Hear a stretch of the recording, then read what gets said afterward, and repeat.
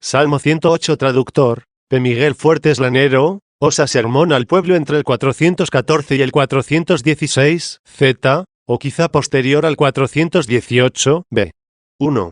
Quien lea correctamente los Hechos de los Apóstoles, advertirá que este salmo habla de Cristo, y esto se aclara donde se profetiza sobre Judas, el que entregó a Cristo. Lo que este salmo expresa así, que sus días sean pocos, y que otro ocupe su cargo, episcopatum. Esto se cumplió cuando Matías fue elegido en lugar de Judas, y ordenado para ocupar el número 12 de los apóstoles 1. Pero si queremos entender de aquel único hombre todo lo que aquí se dijo de un malvado, será imposible, o apenas podrá aplicarse lo esencial de esta narración. En cambio, me parece a mí que todo podrá ser esclarecido si lo entendemos referido en género de hombres malos, es decir, a los judíos, ingratos y enemigos de Cristo. Pues así como se dicen algunas cosas que parecen referidas personalmente al apóstol San Pedro, pero no se entenderían perfectamente si no se refiriesen a la Iglesia, a la cual se reconoce que representa él, por la primacía que tuvo sobre los discípulos. Por ejemplo, cuando se le dice, a ti te daré las llaves del reino de los cielos 2, y otras expresiones semejantes, del mismo modo Judas simboliza, en cierto modo, a los enemigos de Cristo, que entonces lo odiaron, y que ahora, permaneciendo por sucesión, en esta clase de hombres y en aquella impiedad, lo odian todavía. De esta clase de hombres, y de este pueblo pueden entenderse perfectamente no solo las cosas que leemos explícitamente de ellos en este salmo, sino también aquellas que propia y expresamente se dicen de Judas, como lo que acabo de conmemorar, sean pocos sus días, y que otro ocupe su puesto. Lo cual se aclarará, con la ayuda de Dios, cuando lleguemos a los versículos, que han de tratarse por su orden. 2. V.2.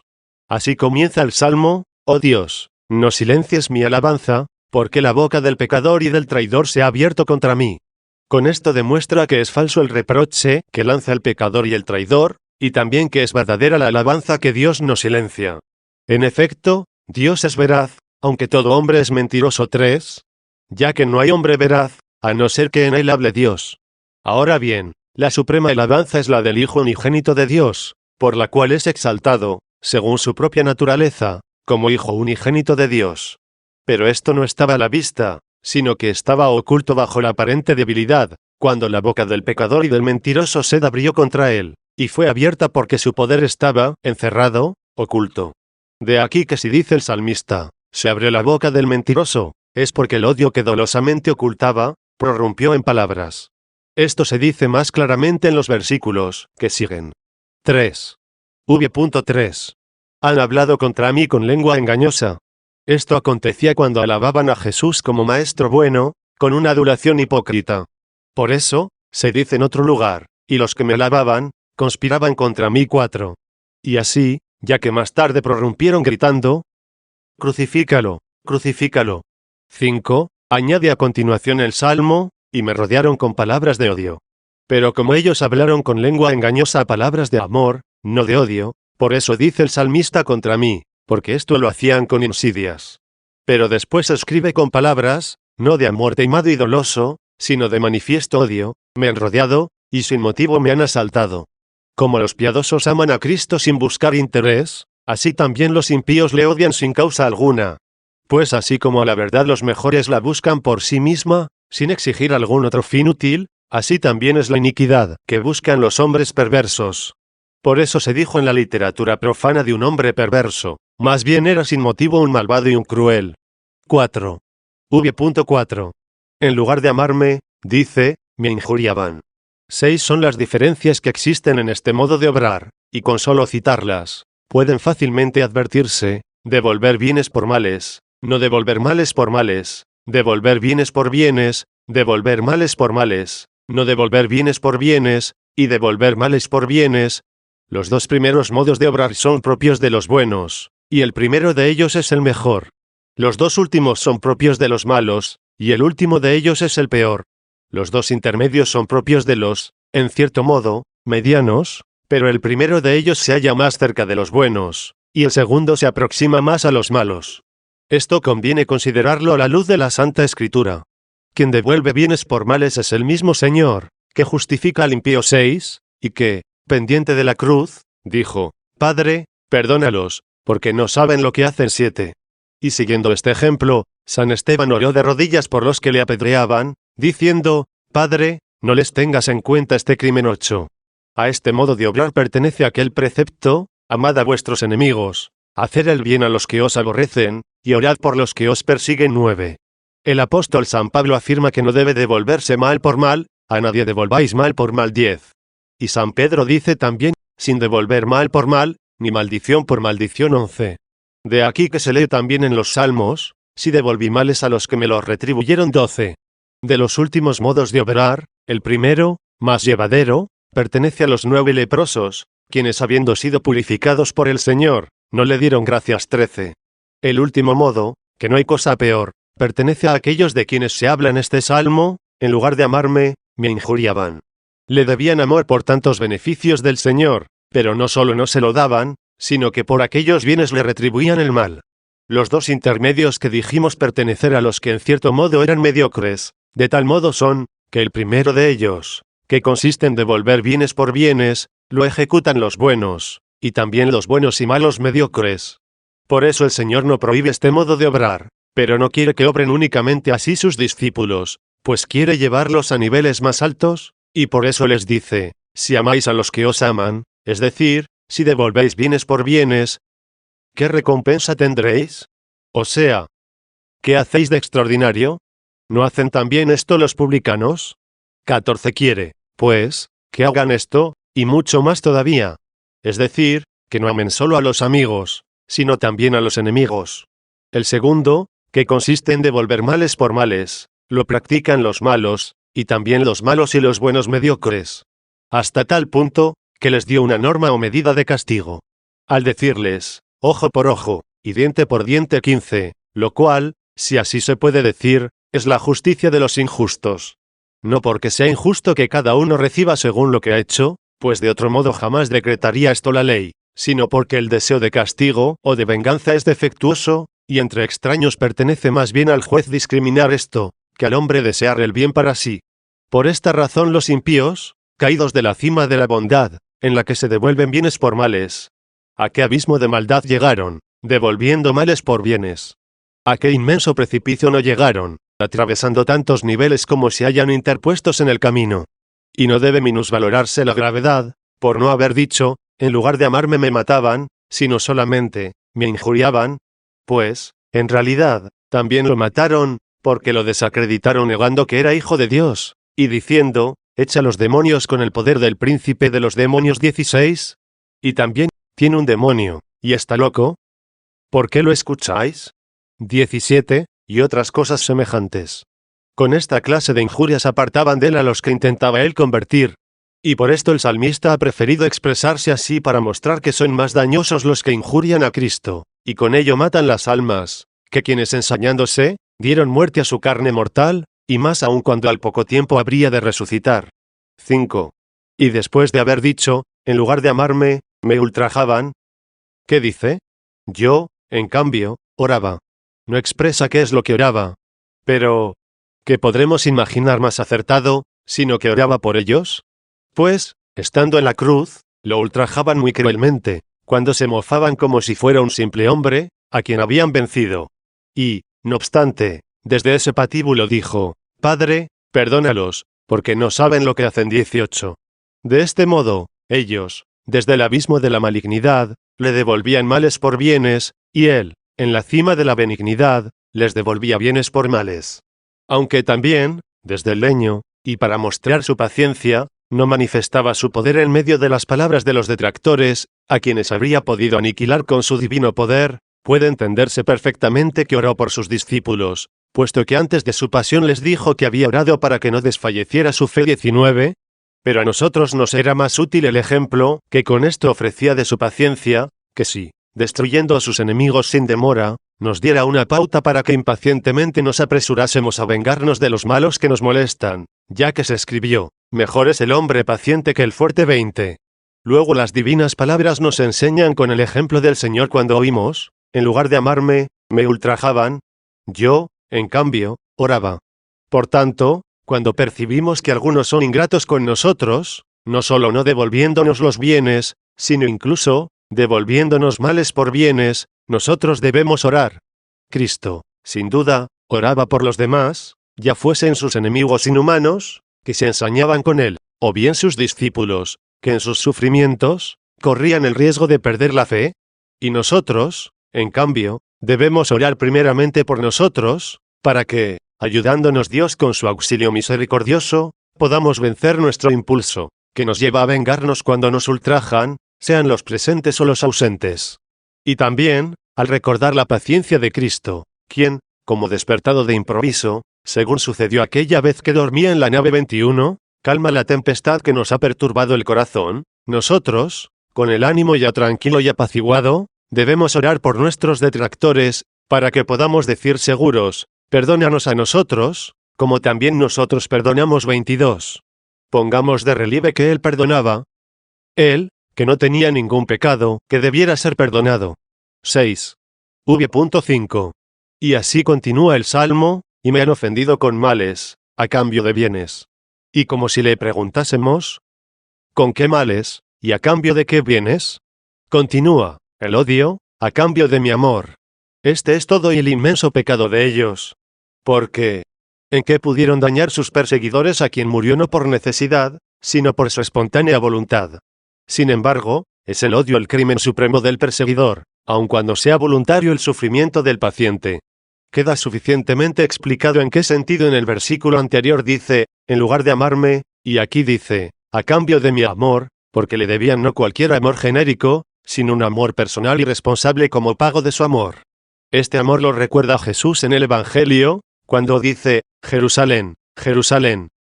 ¿Cuántas veces he querido reunir a tus hijos, como la gallina congrega sus polluelos debajo de sus alas, y tú no has querido? 23:7.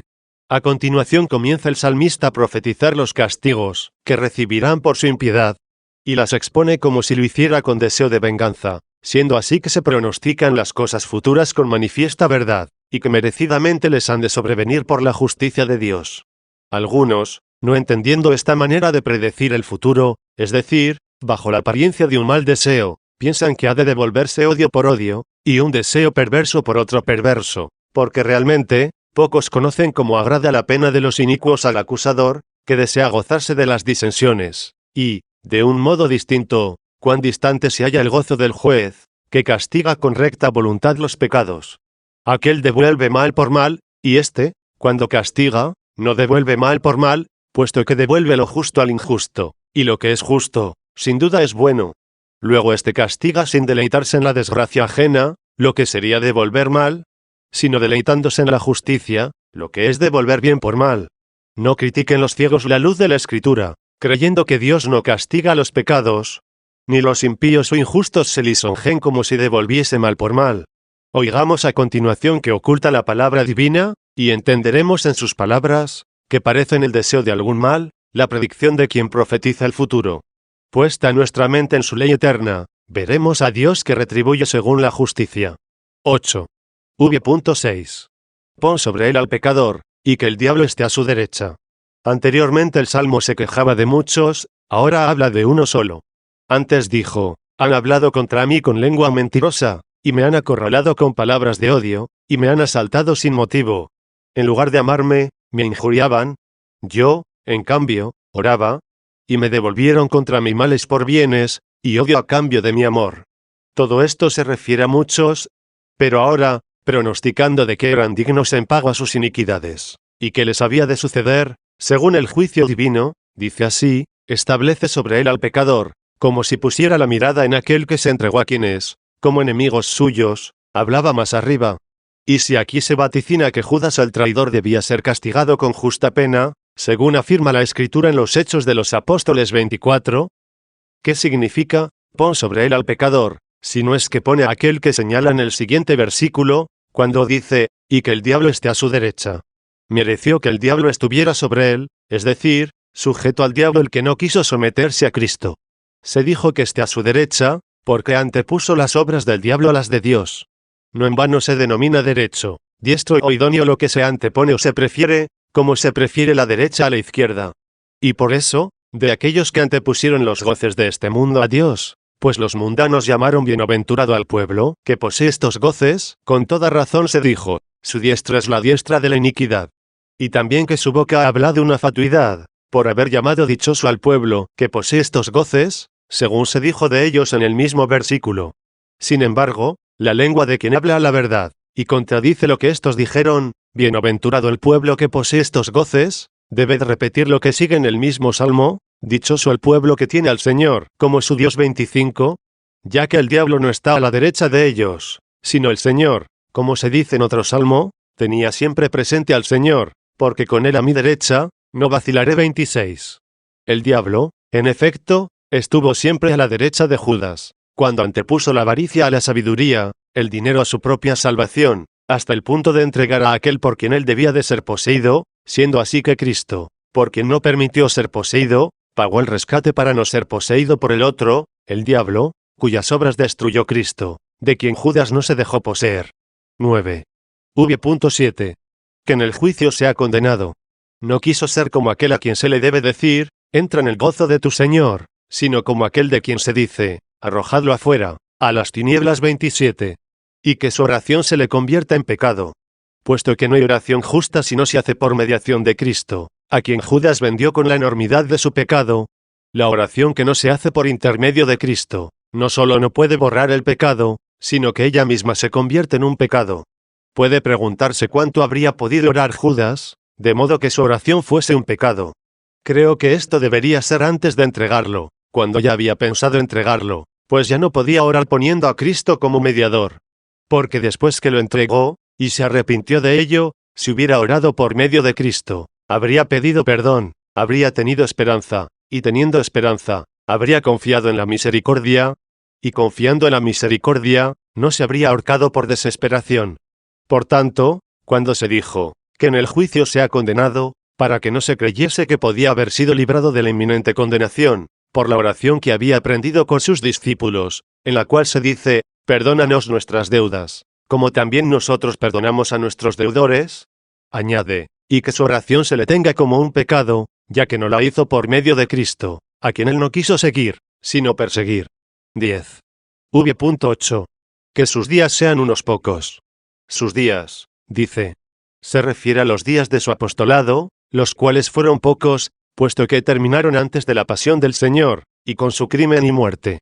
Y como si se preguntase, ¿qué sucedió con el sagrado número 12, con cuyo número quiso el Señor constituir el grupo de los apóstoles? Añadió a continuación, y su episcopado, su alto cargo, lo reciba otro. Esto es como si dijera, se le castigue a él según su merecido, y se completa el número de los 12. Si alguno quiere saber cómo se llevó esto a cabo, lea los Hechos de los Apóstoles. 11. V.9. Queden huérfanos sus hijos, y su mujer viuda. Evidentemente, que al morir él, sus hijos quedaron huérfanos, y su esposa viuda. 12. V.10. Que sus hijos anden vagabundos y mendigando. Se dijo vagabundos indicando que, por donde caminen, se moverán inseguros y faltos de todo auxilio. Y se les arroje de sus moradas. Con esto explica lo que antes dijo, anden vagabundos. Cómo sucedió todo esto a su mujer y a sus hijos, lo indican los versículos siguientes. 13. V.11-12. Que el usurero se apodere de su hacienda, y que extraños dilapiden el fruto de sus trabajos. Que no tenga quien le ayude. Esto lo dice refiriéndose a su descendencia, y sobre esto mismo añade, y que no haya quien se compadezca de sus huérfanos. 14. V.13. Pero como los huérfanos pueden crecer sin ayuda y sin tutor en medio de las calamidades y de la indigencia, y conservar la estirpe por la generación, continúa el salmista y dice, que nazcan sus hijos para el exterminio, y en una sola generación se borre su nombre, es decir, lo que fue engendrado de él, ya no engendre, y que pronto desaparezca. 15. V.14. Pero, ¿qué quiere decir lo que se expresa a continuación? Que esté presente ante el Señor la iniquidad de sus padres, y no se borra el pecado de su madre. ¿Acaso ha de entenderse que se le han de imputar también los pecados de sus padres? Estos ciertamente no se le imputan al que se ha vuelto a Cristo, y ha dejado de ser hijo de los malvados e imitador de sus costumbres. Con toda verdad se escribió, imputaré los pecados de los padres a los hijos. Y lo que se dijo por boca del profeta, el alma del padre es mía, y mía es el alma del hijo. El alma que haya pecado, esa morirá. Esto último ciertamente se dijo de aquellos que se convirtieron a Dios y no imitaron las iniquidades de sus padres, como así lo declara evidentemente el profeta, diciendo que las iniquidades de los padres no perjudican a quienes, obrando con justicia, se hacen distintos de ellos. 28. Y también, a lo que se dijo en el Éxodo, imputaré los pecados de los padres a los hijos, se añadió que me odiaron. 29, es decir, que me odiaron igual que sus padres.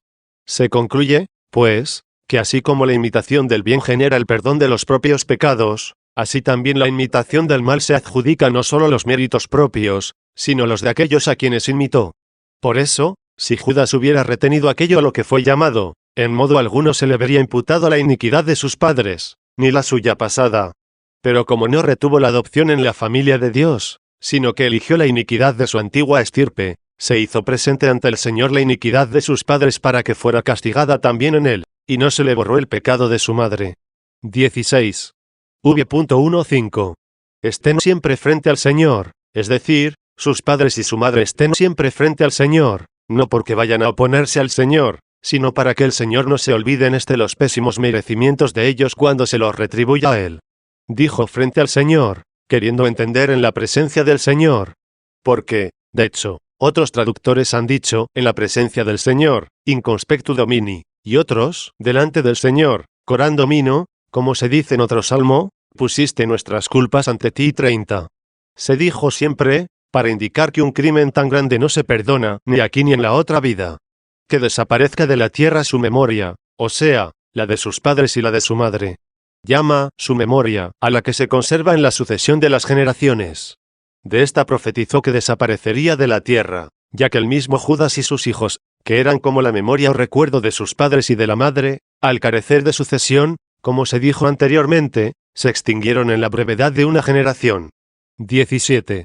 Alguno podrá decir, pero ha de creerse que pertenece a la pena de Judas el que, después de su muerte, su mujer y sus hijos mendiguen, anden vagabundos, sean arrojados de sus casas, que el usurero robe su hacienda, y que extraños se apoderen de todo el fruto de sus trabajos, que no haya nadie que se apiade y ayude a sus huérfanos, y además, que han de morir pronto, sin dejar sucesión.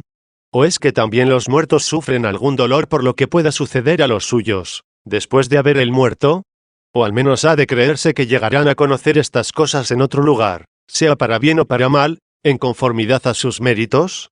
A esto respondo que es una complicada cuestión, y que no la voy a tratar ahora, puesto que supondría un trabajo demasiado largo y difícil, dilucidar si los espíritus de los muertos conocen, y hasta qué punto y en qué modo, las cosas que suceden en esta vida. Sin embargo, puede decirse brevemente y sin temor, que si los muertos no se preocuparan nada de nosotros, no habría dicho el Señor lo de aquel rico Epulón que era atormentado en el infierno, y que dijo, tengo en la tierra otros 5 hermanos.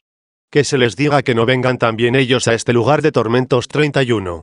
Pero, en todo caso, los que pretenden interpretar esto de otro modo, deben reconocer que, aunque los muertos sepan que los suyos viven, ¿por qué no los ven en el lugar de los tormentos, donde estaba el rico, ni en el descanso de los bienaventurados, donde él reconocía a Lázaro y a Abraham, que necesariamente sepan las cosas, alegres o tristes, que suceden a sus seres queridos?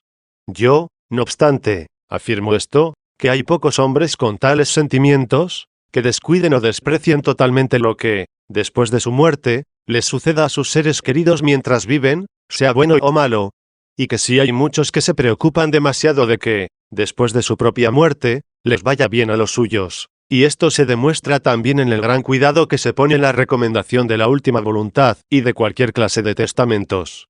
Únicamente tienen un laudable desprecio de la permanencia de su posteridad, mediante las sucesiones de generaciones, aquellos que se mutilaron a sí mismos por el reino de los cielos, deseando que también hagan esto sus hijos, y que sean coronados con el martirio. Sin embargo, todos o casi todos los demás quieren que los suyos sean felices en esta vida, después de su muerte, y no quieren que perezca su estirpe. Por tanto, si el haber muerto tan infelizmente Judas, dejando viuda a su esposa y huérfanos a sus hijos, robándole al usurero toda su hacienda, y apoderándose los extraños del fruto de sus trabajos, y siendo echados sus huérfanos fuera de sus moradas, no encontrando quien se apiade de ellos, y pereciendo en una generación sin tener hijos. Si esto llegan a percibirlo los muertos, es para ellos el colmo de los males. Y si no lo perciben, es motivo de espanto para los vivos. Y si todavía se inquieta por saber de qué modo pudo tener Judas la hacienda que le robase el usurero, siendo así que seguía al Señor con los otros 11, crea que él dejó los hijos y a la esposa todo lo que poseía, de manera que no rompió sincera y definitivamente el lazo de la codicia, ya que, aun cuando parecía que lo vendía para distribuirlo a los pobres, haría, sin duda, lo que hizo Ananías después de la ascensión del Señor 32. Y no temería que el Señor conociese esto en su divinidad, puesto que pensaba que le engañaba cuando sacaba de la bolsa las limosnas, que en ella se habían depositado 33. 18. VV.6-15. Pero veamos ya, si es posible con la ayuda de Dios, de qué modo puedan referirse todas estas cosas al pueblo judío, que con odio pertinaz ha perseverado aborreciendo al Señor. Habíamos dicho de este pueblo, que Judas lo personificó figuradamente, como el apóstol Pedro personificó a la iglesia. Pon sobre él, dice el Salmo, al pecador, y que el diablo esté a su derecha. ¿Cómo se entendió esto de Judas? Así ha de entenderse de este pueblo, el cual, habiendo alejado de sí a Cristo, se sometió al diablo, de quien antepuso las insinuaciones de todas las codicias depravadas y terrenas, a la eterna salvación. Que al ser juzgado, sea condenado, porque persistiendo en la perversidad y en la infidelidad, atesora para sí la ira del día de la ira y de la manifestación del justo juicio de Dios, que retribuirá a cada uno según el mérito de sus obras. 34. Y que su oración se convierta en pecado, porque no ha sido hecha a través del mediador entre Dios y el hombre, Jesucristo hombre. 35 y sacerdote eterno, según el rito de Melquisedec. 36. Que sus días se reduzcan a unos pocos, esto ha de entenderse referido al reino, ya que después el reino judaico no permaneció mucho tiempo, y su alto cargo, su episcopado, lo ocupe otro. Creo que esto se puede entender convenientemente del episcopado del mismo Señor Jesucristo sobre el pueblo judío, ya que procedía, según la carne, de la tribu de Judá, y así, el apóstol le escribe, afirmo que Cristo se puso al servicio de los circuncisos en favor de la verdad de Dios, para confirmar las promesas de los padres. 37. Y el mismo Señor asegura, he sido enviado únicamente a las ovejas perdidas de la casa de Israel. 38. Y a ellas, efectivamente, se mostró visible en su carne. Y también los magos venidos de Oriente dijeron, ¿dónde está el recién nacido rey de los judíos? 39. Y esto mismo fue también escrito en el título puesto sobre el crucificado.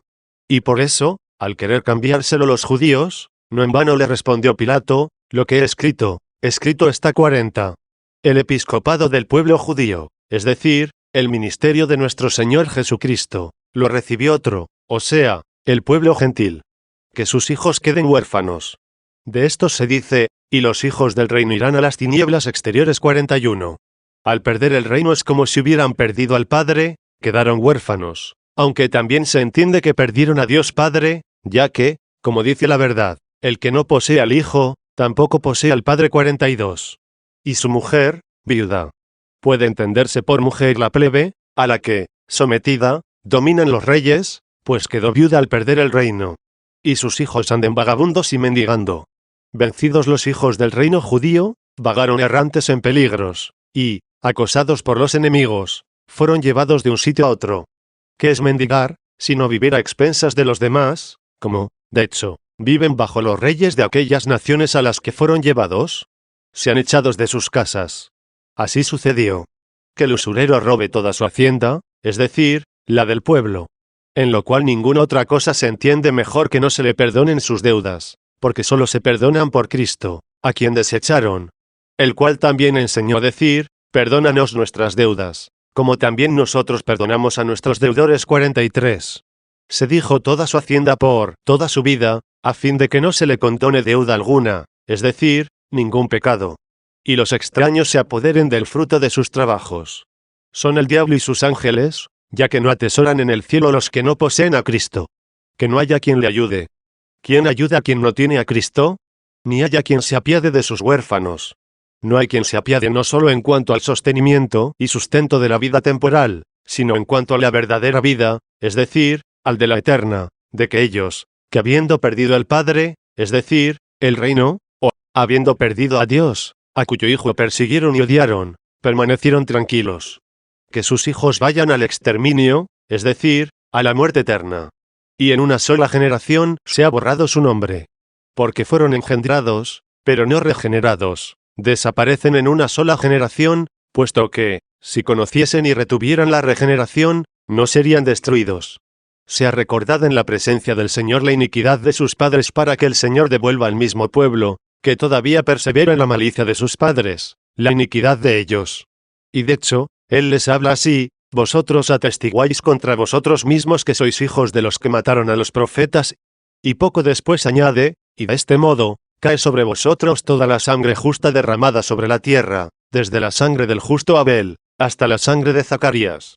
Y no les ha borrado el pecado de la madre, el pecado de Jerusalén, que se somete a sus hijos, que mata a los profetas y apedrea a los que les son enviados. 44. Que estén siempre ante el Señor la iniquidad y el pecado de ellos, es decir, que no desaparezcan de la presencia del Señor, castigándolos Dios eternamente. Y desaparezca de la tierra su memoria. La tierra de Dios es el campo de Dios. Y el campo de Dios es la iglesia de Dios. De esta tierra desaparece la memoria de aquellos que, siendo ramos por naturaleza, debido a su incredulidad, se han roto. 45. 19. VV.16-17. Por no haberse acordado de tener misericordia, trátese de Judas o del mismo pueblo. Pero se entiende mejor refiriéndole al pueblo el verbo no haberse acordado. Porque, si mató a Cristo, al menos debía haberse acordado arrepintiéndose, y por lo tanto, teniendo piedad de sus miembros, a los que persiguió con inaudita pertinacia. Por eso se dice que persiguió al hombre pobre y mendigo. Puede también esto aplicarse a Judas, ya que el Señor no se desdeñó de hacerse pobre siendo rico, para enriquecernos con su pobreza. 46. Pero, ¿cómo he de entender que fue mendigo? Quizás porque dijo a la mujer samaritana: dame de beber. 47. Y en la cruz: tengo sed. 48. Pero en lo que sigue no encuentro el modo de aplicarlo a nuestra cabeza, es decir, al Salvador de su cuerpo, a quien Judas persiguió. Pues, habiendo dicho: y persiguió al hombre pobre y mendigo, continúa diciendo: y mortificar al compungido de corazón, es decir, para mortificarlo, ya que algunos traductores así lo han expresado. Pero esta palabra, contrito, o compungido de corazón, solo se aplica al dolor de los pecadores, manifestado en el dolor del penitente, como se dijo de aquellos que habían matado al Señor, y que, al oír a los apóstoles, después de la ascensión del Señor, se dice que sintieron su corazón contrito. A ellos se dirigió el bienaventurado Pedro, diciéndoles entre otras cosas: haced penitencia, y que cada uno de vosotros se bautice en nombre del Señor Jesucristo, y se os perdonarán vuestros pecados. 49. Pero, así como estos se hicieron miembros de aquel cuyos miembros le clavaron en la cruz, el pueblo de los judíos no se acordó de hacer misericordia, y así persiguió al hombre pobre y mendigo, pero en sus miembros. De estos miembros, en lo que se refiere a las obras de misericordia, el Señor dirá: lo que no habéis hecho con uno de mis pequeñuelos, no lo habéis hecho conmigo. 50. Para mortificar al compungido de corazón. Él sí fue compungido de corazón, pero en sus miembros. Entre aquellos que perseguían para dar muerte al compungido de corazón, estaba Saulo, que dio su consentimiento en la muerte de Esteban, ya que también él era uno de los que se dolieron en su corazón. 51. Pero Saulo se acordó de hacer misericordia, y así el que por la mañana robaba, por la tarde repartió los despojos. 52. Y él mismo se compungió de corazón, de manera que también en él mismo persiguieron los judíos al pobre, queriendo dar muerte al compungido de corazón, en el apóstol Pablo, que, arrepentido de corazón, predicaba a quien había perseguido anteriormente. Pues él, persiguiendo para matar en sus miembros al pobre, al mendigo y al compungido de corazón, oyó desde el cielo la voz: Saulo, Saulo, ¿por qué me persigues? Y compungido de corazón, comenzó a padecer tales torturas, como las que él propinaba a los compungidos de corazón. 53. 20. V.18. A continuación prosigue el Salmo diciendo: y amó la maldición, y le sobrevendrá. Aunque Judas amó la maldición, al hurtar de la bolsa, y vendiendo y traicionando al Señor, sin embargo, más claramente la amó aquel pueblo cuando dijo: que su sangre caiga sobre nosotros y sobre nuestros hijos. 54. Y no quiso la bendición, y se alejará de él. Cierto que no la quiso Judas, porque repudió a Cristo, en quien se hallaba la eterna bendición. Pero más claramente no la quiso el pueblo judío, al cual dijo el ciego que recobró la vista de la mano del Señor: ¿acaso queréis también vosotros haceros discípulos suyos? No quiso la bendición, y la tuvo como maldición, ya que respondió: sé tu discípulo suyo. 55. Y la bendición se alejó de él, porque se trasladó a los gentiles. Y se vistió de maldición, como de un vestido, tanto Judas, como el pueblo. y penetró como agua en sus entrañas.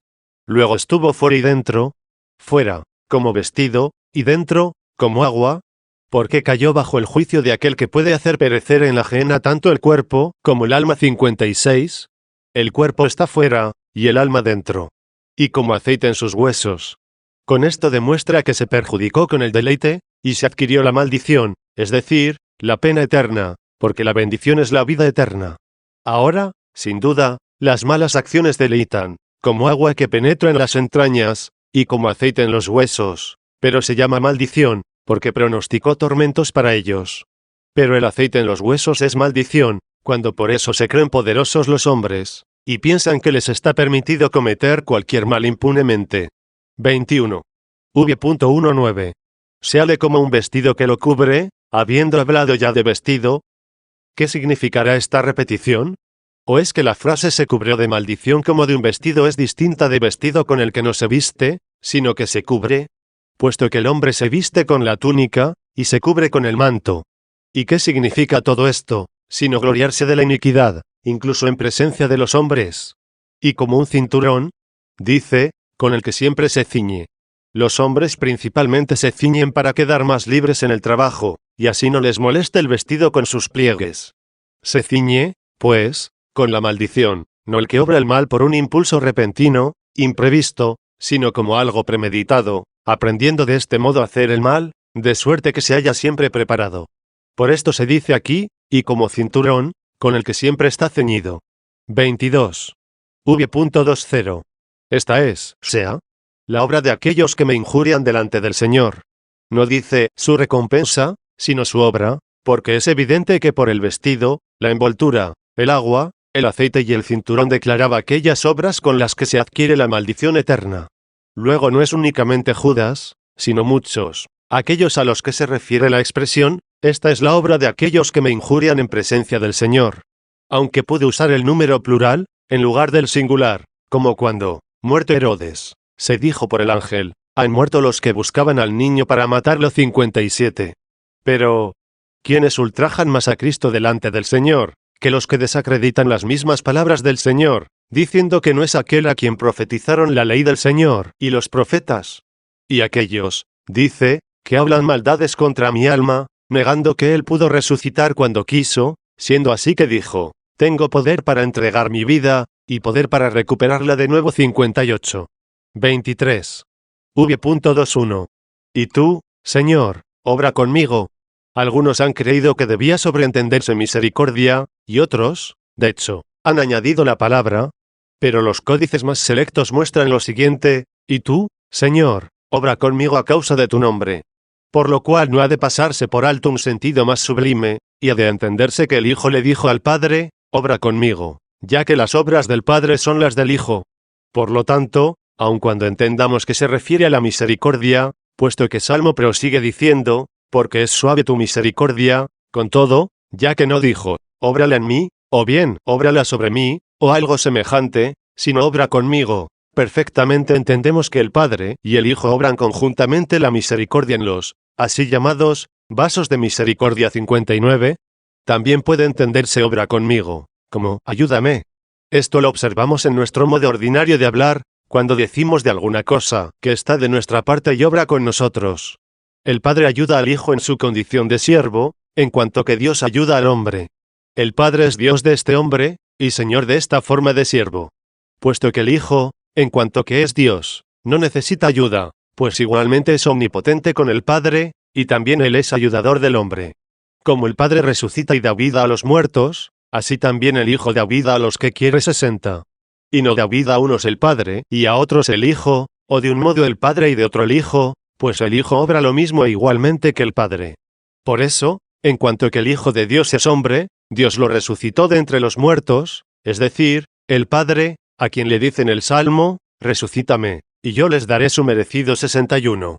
Y en cuanto que es Dios, Él mismo se resucitó, y por eso dice, destruid este templo, y en 3 días yo lo reedificaré. 62.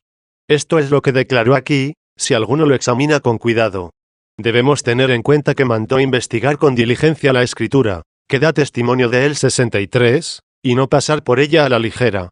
No dijo únicamente, tú, Señor, Señor, obra conmigo, sino y tú.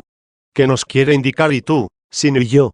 El hecho de no decir una sola vez Señor, sino dos veces, Señor, Señor, contiene el afecto del que ora, como cuando se dijo, Dios mío, 64. Al añadir a causa de tu nombre, después de haber dicho obra conmigo, recuerda la gracia. Pues por ningún mérito precedente de obras fue elevada la naturaleza humana a tan sublime excelencia, que toda una, el verbo y la carne, es decir, Dios y el hombre, se denomine Hijo unigénito de Dios. Esto se hizo para que el que había creado buscase, mediante lo que no había perecido, lo que sí había perecido. Por lo cual continúa el Salmo, porque es suave tu misericordia. 24. V.22. Líbrame, que soy un pobre y un desamparado. La pobreza y el desamparo es la flaqueza por la cual fue crucificado. Y mi corazón está conturbado en mi interior. Esto se refiere a lo que dice al acercarse la pasión, mi alma está triste hasta la muerte 65. 25. V.23. Como una sombra que declina, fui eliminado. Con esto ha querido significar la muerte, puesto que la sombra que va intensificando se deriva en la noche, así de la carne mortal se deriva la muerte. Fui sacudido como las langostas. Creo que esto debe entenderse más acertadamente de sus miembros, es decir, de sus fieles. Prefirió decir, en plural, como las langostas, y no, como la langosta, para expresarlo un poco más claro, aunque bajo el singular podrían haberse entendido también muchas, como sucedió al decir, él lo dijo, y vino la langosta 66, pero no quedaría tan claro. Así que fueron sacudidos, es decir, se escaparon. De las manos de los perseguidores se escaparon los fieles, de los cuales, bajo el nombre de langostas, quiso dar a conocer que eran multitud, o que se trasladaron de un lugar a otro. 26. V.24. Mis rodillas se han debilitado por el ayuno. Leemos que nuestro Señor Jesucristo ayunó por espacio de 40 días 67, pero ¿causó tan gran efecto en él aquella abstinencia, que llegó a debilitarle sus rodillas? ¿O es que esto se refiere más bien a sus miembros, es decir, a sus santos? Y mi carne se transformó por el óleo, es decir, por la gracia espiritual. Por ese motivo toma el nombre de Cristo, ungido, ya que el crisma es unción. La carne no se transformó para peor, sino para mejor, o sea, que al recibir el óleo, fue elevada de la humillación de la muerte, a la gloria de la inmortalidad. Por tanto, después de haber dicho, mis rodillas se han debilitado por el ayuno, en lo cual creo que significó a los que parecían fuertes en sus miembros, como si hubiera desaparecido de su presencia el pan con el que se sustentaban, desfallecieron en su pasión, hasta el punto de negarlo, como sucedió con Pedro. Pero, para confirmarlos, no fuera que al sucumbir se hundieran por completo, añade, y mi carne se transformó por el óleo. De este modo, al desfallecer ellos por mi muerte, los afiancé con mi resurrección, y los ungí enviándoles el Espíritu Santo, el cual no habría descendido sobre ellos, si yo no me hubiera apartado. Pues había dicho, si yo no me voy, el Espíritu no vendrá a vosotros 68. Y el evangelista dijo también, todavía no se había dado el Espíritu, porque Jesús aún no había sido glorificado 69, todavía, o sea, su carne no había sido transformada. Ya sea que se simboliza el Espíritu Santo por el agua, según la ablución o la irrigación, o ya sea por el aceite, mirando a la exultación y al ardor de la caridad, no es distinto de sí mismo, por ser diversos los signos. Muy distintos son el cordero y el león, y sin embargo, uno y otro simbolizan a Cristo. El león por una cosa, y el cordero, por otra. Y no obstante, Cristo no es distinto. No es fuerte el cordero, ni inocente el león, y sin embargo, Cristo es inocente como cordero, y fuerte como león. El mismo Jesucristo dice por medio de Isaías, el Espíritu del Señor está sobre mí, porque me ha ungido 70. 27. V.25. Y yo he sido para ellos objeto de burla, se entiende por la muerte de cruz. Cristo, de hecho, nos ha rescatado de la maldición de la ley, haciéndose maldición por nosotros 71. Al verme, menearon la cabeza.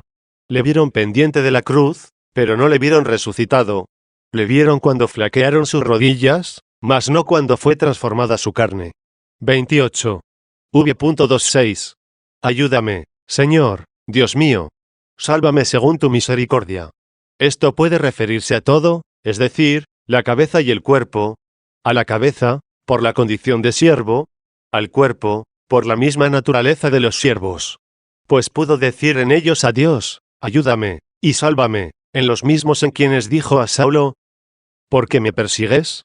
72 en lo que añadió, según tu misericordia, se da a entender la gratuidad de la gracia, que no se debe por las obras. 29. V.27.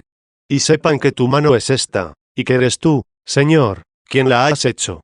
Dice sepan por aquellos por quienes oró mientras se estaban ensañando contra él, porque precisamente entre ellos, para quienes fue considerado como un oprobio, meneando sus cabezas y burlándose de él, estaban los que después creyeron en él. Los que atribuyen a Dios una forma corporal humana, aprendan de qué modo son las manos de Dios. Porque si lo hace con las manos, ¿acaso sus mismas manos las ha hecho con sus manos?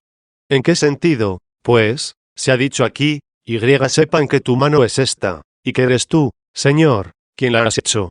Debemos, pues, entender que la mano de Dios es Cristo. Por eso se dice en otro lugar, y el brazo del Señor, a quien le ha sido revelado.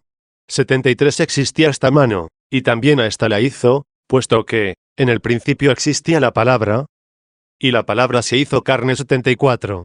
Existía fuera del tiempo esta palabra según la divinidad, y no obstante, fue hecha de la extirpe de David, según la carne. 75. 30. V.28. Ellos maldecirán, y tú bendecirás. Es, pues, inútil y falsa la maldición de los hijos de los hombres, que aman la vanidad y buscan la mentira. 76. En cambio Dios, cuando bendice, hace lo que dice. Los que se levantan contra mí sean confundidos. Piensan que les sirve de algo levantarse contra mí. Pero, cuando sea exaltado sobre el cielo, y comience a difundirse mi gloria sobre todo el orbe, se confundirán. Pero tu siervo se alegrará. Sea que, estando ya a la derecha del Padre, o que, viviendo ya ahora, en esperanza en sus miembros, en medio de las tentaciones, y después de las tentaciones, en la realidad eterna. 31. V.29. Cúbranse de vergüenza los que me injurian. Es decir, avergüéncense por haber hablado mal de mí. Pero esto puede también entenderse en buen sentido, si se da la corrección, por ejemplo. Y cúbranse de confusión como con una doble capa, diploidem. Así lo han interpretado algunos traductores, ya que diplois significa manto doble. Entiéndase que se avergüencen por dentro y por fuera, o sea ante Dios y ante los hombres. 32. V.30. Confesaré al Señor muy fervorosamente con mi boca. La palabra nimis, demasiado, en extremo, suele aplicarse ordinariamente en la conversación latina, significando más de lo que se debe. Contraria a ella es la palabra parum, poco, significa menos de lo que se debe. Pero nimis en griego se dice hagan, y en este versículo no aparece hagan, sino sfodra. Esto lo tradujeron nuestros intérpretes latinos unas veces por nimis, demasiado, y otras por valde, mucho, en gran manera, pero si se le da el significado de, en gran manera, puede aplicarse a la alabanza, ya que esta confesión significa alabanza. En este sentido continúa el Salmo, y en medio de una multitud lo alabaré. Dice también en otro Salmo, en medio de la iglesia te cantaré. 77. Pero si quien canta es la misma iglesia, que es el cuerpo de Cristo. Como canta la iglesia en medio de la iglesia. Así también sucede aquí, y por eso se pregunta, si cuando alaba a la multitud, siendo miembros de Cristo, porque son sus miembros. Como alaba en medio de la multitud, cuando, alabando estos miembros, se dice que alaba él, por ser sus miembros. ¿Acaso alaba en medio de la multitud, porque permanece aquí en la iglesia hasta la consumación del mundo? 78, de suerte que lo que dice en medio de la multitud lo entendamos de que es honrado por esa misma. Se dice, de hecho, que una cosa está en medio, cuando es ella la que se tributa el honor principal. Y si el corazón es como el centro del hombre, la mejor interpretación de este dicho es la siguiente: en los corazones de una multitud lo alabaré. Cristo, sin duda, habita por la fe en nuestros corazones. 79. Por eso se dice, con mi boca, es decir, con la boca de mi cuerpo, que es la iglesia. Pues, con el corazón se cree para la justicia, y con la boca se confiesa para la salvación. 80. 33. V.31. Porque se puso a la derecha del pobre. Antes se había dicho de Judas, y el diablo esté a su derecha, ya que quiso aumentar sus riquezas con la venta de Cristo. Sin embargo, aquí se dice que el Señor se puso a la derecha del pobre, para que él mismo sea la riqueza del pobre. Se puso a la derecha del pobre, no para multiplicarle los años de vida, que alguna vez han de acabar, ni para aumentar su dinero, o hacerle robusto de cuerpo, o temporalmente incólume, sino para salvar, dice, mi alma de los perseguidores. Ahora el alma se salva de los perseguidores, si no consiente con ellos en el mal, y no consentirá con ellos, cuando se sitúa el Señor a la derecha del pobre para que no sucumba por la pobreza, es decir, por su debilidad. Esta ayuda ha sido ofrecida al cuerpo de Cristo en todos los santos mártires.